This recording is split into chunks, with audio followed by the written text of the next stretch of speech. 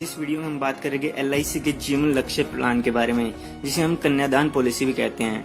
यह है table number 833। तो इस वीडियो को पूरा देखिए, क्योंकि बीच में मैं एग्जांपल लेके ये भी बताऊंगा कि आपको कि इस पॉलिसी को कन्यादान पॉलिसी क्यों कहते हैं। तो चलिए शुरू करते हैं। सबसे पहले इस प्लान की बेसिक रिक्वायरमेंट्स जान लेते हैं कि कौन कौन इस प्लान को ले सकते हैं। तो सबसे पहले इसमें टर्म होती है, यानी कि कितने साल तक के लिए आप ये इंश्योरेंस ले सकते हैं।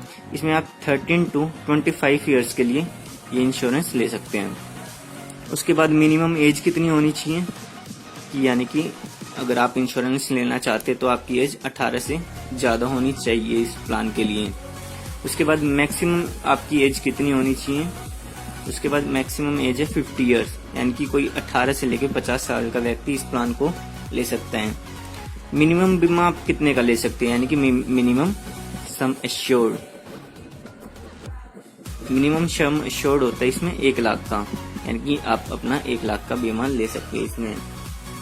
साथ ही साथ इसमें मैक्सिमम की भी बात आती है कि मैक्सिमम कितना इंश्योरेंस ले सकते हैं। तो मैं आपको बता दूं कि LIC में ऐसी कोई भी किसी भी प्लान में ऐसी कोई लिमिट नहीं है कि जो एंडोमेंट्स प्लान है इसमें लिमिट नहीं है।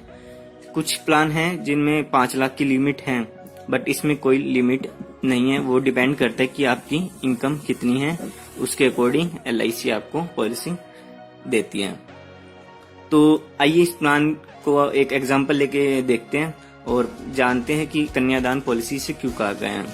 तो सबसे पहले मैं बता दूं कि ये पॉलिसी जो जैसे लड़की के नाम पे नहीं, अगर किसी की लड़की है तो उसके लड़की के नाम पे नहीं ली जाएगी, बल्कि उसके फादर के नाम पे ली जाएगी। तो एक एग्जांपल लेते हैं, ठीक है। मान लेते हैं किसी की एज है 25 ईयर्स और उसकी अभी एक लड़की हुई है। वो उसके लिए प्लान लेना चाहता है LIC में। वो अभी उस प्लान कर रहा है कि उसकी शादी के लिए कन्यादान के पैसे इकट्ठे हो जाए, इसलिए वो इन्वेस्टमेंट करना चाहता है। तो लगभग वो अगर अपनी लड़की की 21 साल में शादी करेगा तो उसे 21 साल की टर्म लेनी पड़ेगी, जिसमें अगर वो 21 साल की टर्म लेता है तो उसे PPT यानी कि प्रीमियम सिर्फ 18 साल पे करना है। जैसे कि इनमें था, अगर आप कितनी भी लेते हैं, अगर मान लो आप 25 साल का प्लान लेते हैं तो इसमें 3 साल कम, यानी कि 22 साल तक ही आपको प्रीमियम पे करना है। अगर ऐसे 20 साल के लिए प्लान लेते हैं तो आपको 17 साल पे करना होता है। तो 3 साल कम PPT होती है, 3 इयर्स लेस की, ठीक है। तो हम एग्जांपल पे बात कर रहे थे। एज है 25 इयर्स, टर्म है 21 इयर्स और इसमें प्रीमियम पे करेगा सिर्फ वो 18 साल के लिए। तो एग्जांपल इसमें हम प्रीमियम चेक करें तो इसके लिए प्रीमियम आएगा, अगर हम हाफ ईयरली चेक करें तो 13,269 आएगा, ये 13,269।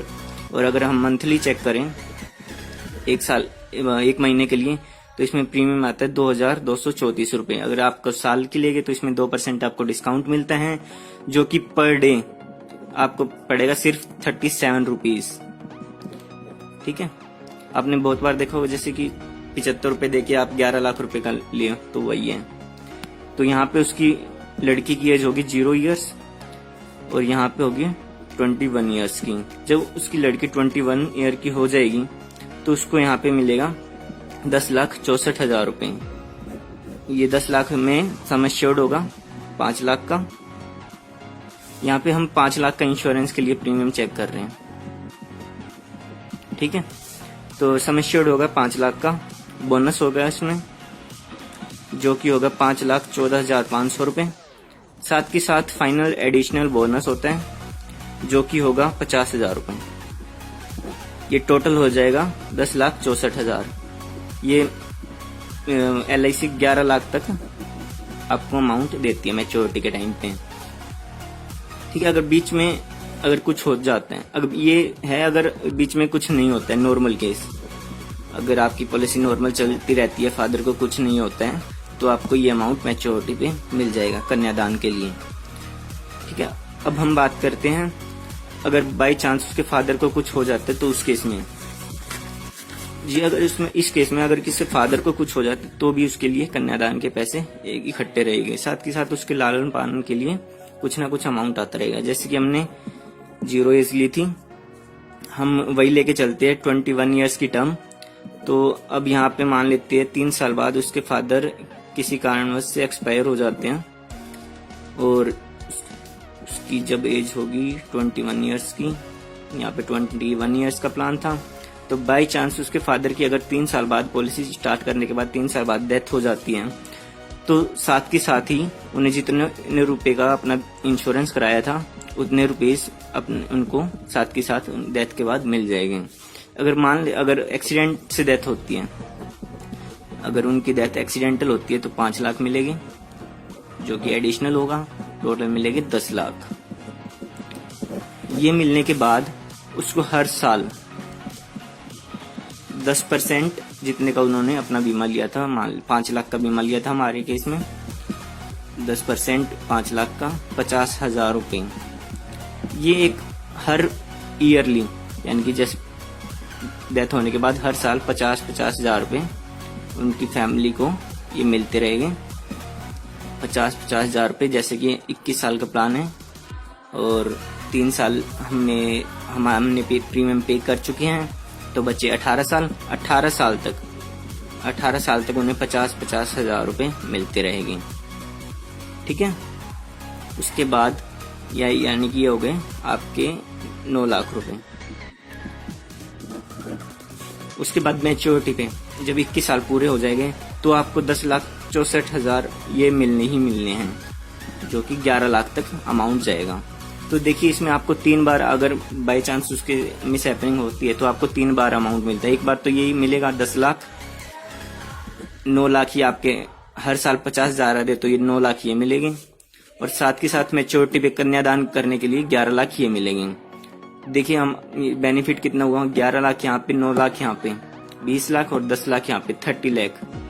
अगर बाय चांस उसको कुछ हो जाता है तो यहाँ पे उसकी कन्यादान के लिए पैसे है ही, और नहीं भी होते हैं तो जैसे कि हमने बात की थी पहले कि अगर बाय चांस नॉर्मल केस है तो 10,64,000 मिलेगी, और कुछ हो जाता है तो जो घर चलाने के लिए पैसे हो गए, उसका एजुकेशन फीस है वो चलाने के लिए 50,000 मिल ही रहे हैं हर ईयरली, और मैच्योरिटी पे जब उसकी शादी का टाइम हो जाएगा तब भी मिल रहे हैं। और साथ के साथ एक्सीडेंट के बाद जब एक्सीडेंट हो जाएगा इमीडिएट उनको यहाँ पे 5 लाख, और 5 लाख एक्सीडेंटल की वजह से 10 लाख ये मिल रहे हैं। तो एक इस प्लान को कन्यादान इसी वजह से कहा जाता है क्योंकि उसके शादी के टाइम पे उसके कन्यादान के लिए एक तरह से अमाउंट इकट्ठा हो जाएगा। तो अगर आपको ये वीडियो पसंद आई हो या इसके लिए कोई डाउट हो तो आप नीचे कमेंट में बता सकते हैं। और इस वीडियो में जैसे कि मैंने बताया कि ये प्लान है, बेटी कन्यादान इसलिए कहते हैं क्योंकि वो अपनी बेटी के लिए ले रहे हैं, लेकिन ये पॉलिसी जो चलेगी वो सिर्फ उसके फादर के नाम पे चलेगी। तो आप इस वीडियो को लाइक कर सकते हैं अगर आप पसंद आया हो, और जो चैनल को सब्सक्राइब कीजिए ताकि आप मेरी नेक्स्ट वीडियोस को पता चल सके कि मेरी जब भी अपलोड होगी आपको नोटिफिकेशन मिल जाएगी।